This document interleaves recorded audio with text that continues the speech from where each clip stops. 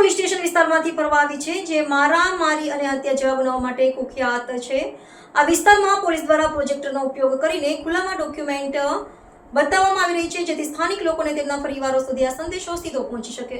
ઉધના વિસ્તારથી નવી પહેલની શરૂઆત કરવામાં આવી છે, જે મારામારી અને હત્યા જેવા ગુનાઓ માટે કુખ્યાત છે.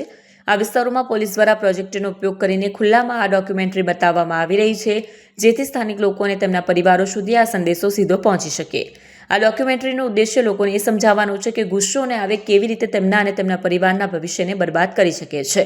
આ ડોક્યુમેન્ટરીમાં ખુદ સુરત પોલીસ કમિશનર અનુપમસિંહ ગેહલોત લોકોને અપીલ કરતા નજરે આવી રહ્યા છે. તેઓ હિન્દી ભાષામાં લોકોને સંયમ જાળવવાની અને પોતાના ગુસ્સા પર કાબૂ મેળવવાની સલાહ આપે છે.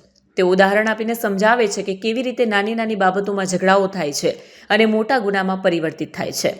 તેમનો સંદેશ સ્પષ્ટ છે કે શાંતિ અને સંયમ જાળવી રાખવું એ જ આ સમસ્યાનો એકમાત્ર ઉપાય છે.